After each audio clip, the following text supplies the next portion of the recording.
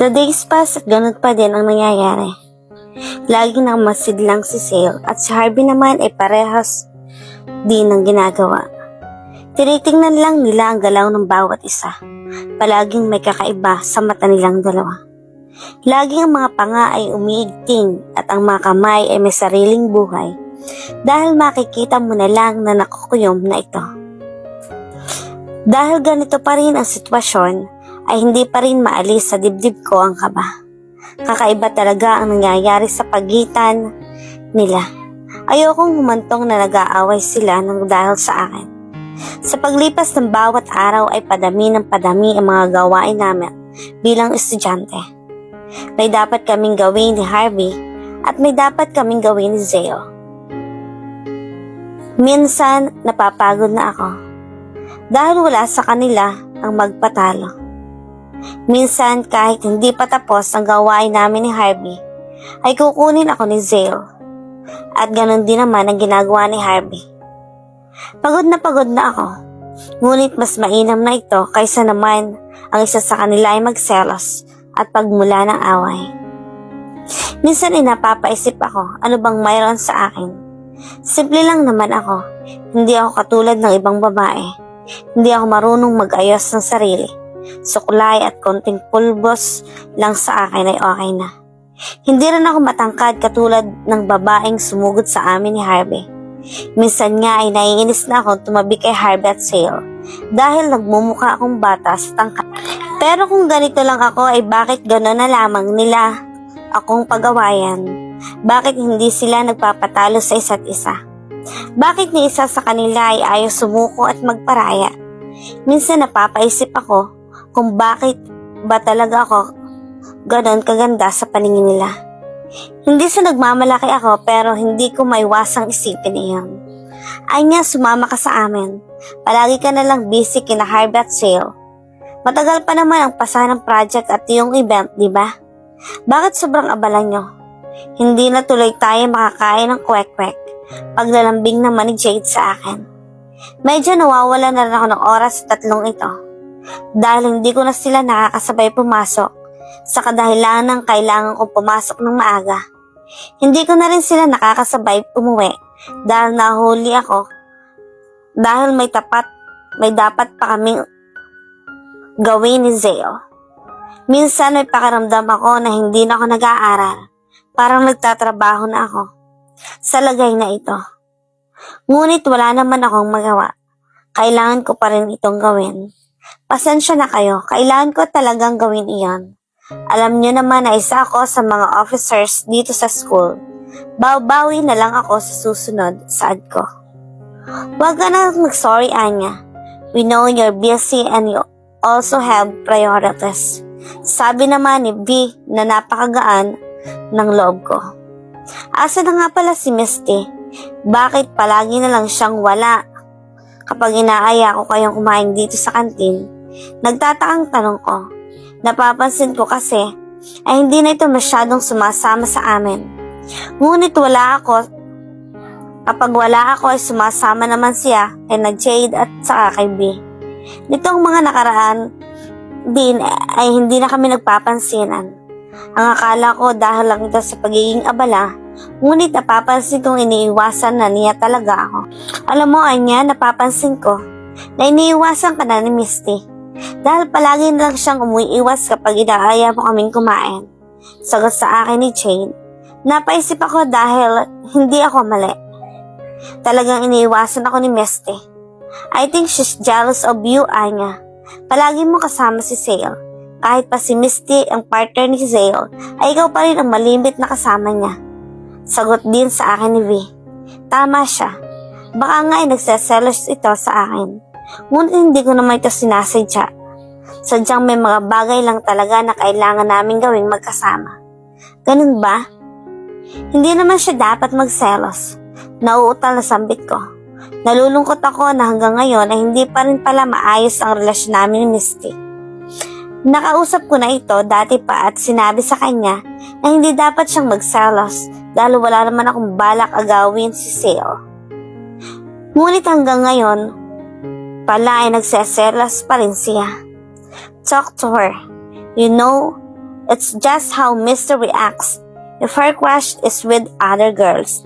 Lalo pa nang may gusto sa'yo si Sale. Payo sa akin ni V. Tama, kakausapin ko na ulit si Misty. Tumayo ako at nagpaalam sa kanila. Hahanapin ko muna si Misty at ipapaliwanag ko sa kanya ang lahat. Aaminin ko na naiinis ako dahil kailangan ko pang magpaliwanag kahit wala naman akong kasalanan. Hindi ko rin naman ginusto na kaming dalawa ni Zale ang naatasan para sa mga events. Pero kahit ganoon ay mas mahalaga naman sa akin ang pagkakaibigan namin ni Misty. Matagal na kaming magkasama at hindi ko gustong masayang iyon nang dahil lang sa isang lalaki. Bumalik ako ng silid-aralan ngunit wala siya roon. Pumunta ako ng library ngunit wala rin siya roon. Pumunta na ako sa lahat ng sulok ng paaralan ngunit wala siya roon. Babalik na sana ako ng silid-aralan pero pumasok sa isip ko kung saan siya maaaring naroon sa garden. Palagi siyang nandoon kapag malungkot o may problema siya. Palagi niyang pinagmamasdan ng mga bulaklak. Sigurado akong nandun siya kaya nagmamadali akong pumunta doon. Hindi naman ako nagkamali at nandun nga siya. Nakita kong nakangiti itong pinagmamasdan ng mga bulaklak at inaamoy ang mga ito.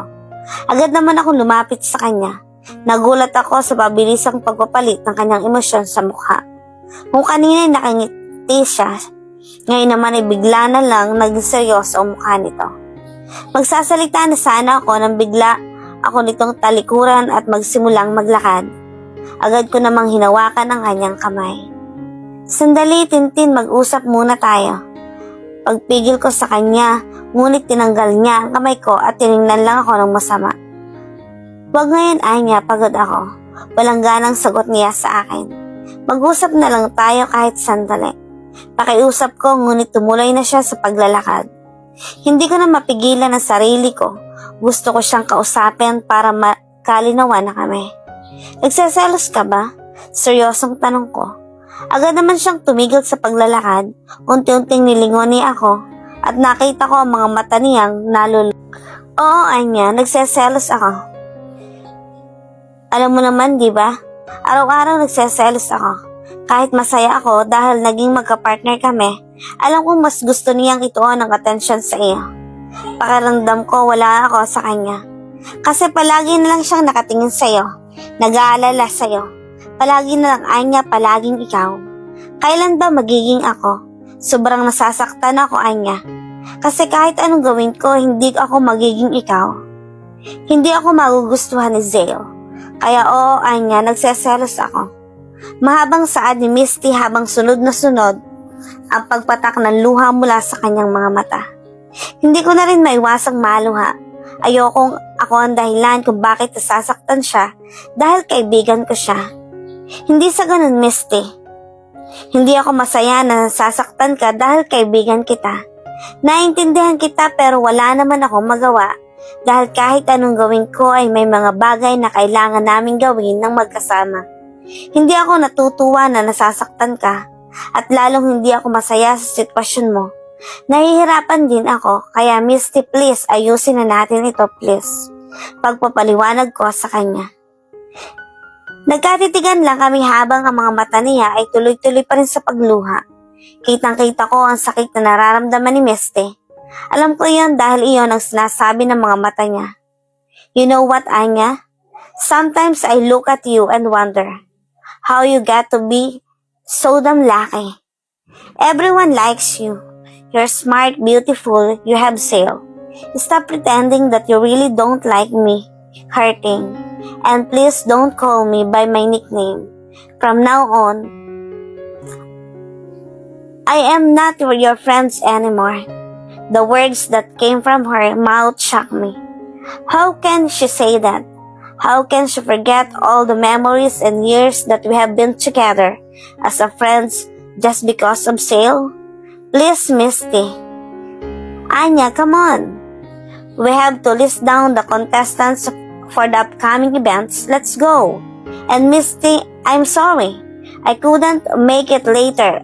Let's just continue it tomorrow. Nagulat ako sa pagsingit ni Zale. Sana lang ay hindi niya narinig ang mga sinasabi ni Misty. Dahil paniguradong magagalit siya dito at mas lalong magiging malala ang sitwasyon. Nakita ko naman ang panlilisik ng mata ni Misty. Alam kong galit ito sa akin. Wala na. Tapos na. Tinapos na niya. Ang iniingatan kong pagkakaibigan namin ay nasira ng dahil lang sa selos. Nang dahil lang sa lalaki. Tumuloy ang lakad ni Misty at ako naman ay nanatili pa rin na nakatayo at nakatulala at hinahawakan na ni Sale ang kamay ko at pinilit akong maglakad. Nakayuko lang ako. Dahil tuloy-tuloy pa rin ang aking pag-iyak at ayaw ko namang makita iyon ng ibang tao. Habang may pinag-uusapan naman ang mga kapwa ko student officials, ay nakatulala at hindi ko maproseso ang mga sinasabi nila. Ang mga nasa isip ko lang ay kung paano ako pagsalita ni Misty ng ganon. Ibang-iba na siya, nakakatakot at nakakasindak. Anya, focus. What's bothering you? Bulong naman sa akin ni Zale na nagpabalik sa akin sa realidad. Sinanyasan ko na lang siya na okay lang ako at itinuon ko ng atensyon ko sa meeting. Nang matapos naman ang pinag-uusapan namin ay hindi napigilan ng utak ko ang paulit-ulit na pag-aalala sa nangyari kanina. Tahimik lang ako at nakatingin sa kawalan. Ayoko na munang isipin ang mga dapat kong gawin. Masyado na ako naging abala kaya napapabayaan ko na ang mga kaibigan ko. Dapat magkaayos ulit kami ni Misty. Nagulat naman ako nang biglang may humawak sa bewang ko. Napatingin agad ako kung sino iyon at nakita ko si Sale na sobrang bilis ng pangyayari hindi ko namamalayan na nakasandal na ako sa pader. Tumingin ka sa dinadaanan mo, Anya. Muntikan ka ng mabangga ng lalaking tumatakbo.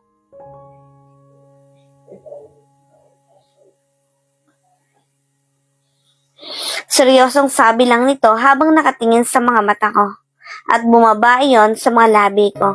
Agad kong naramdaman ng kaba. Ngayon lang ito ginawa sa akin ni Sale at pakiramdam ko ay may pagnanasa ito sa akin, lalo na sa paraan ng pagtitig nito sa akin. Tumingin ako sa kaliwat kanan ko at nakita ko namang walang tao.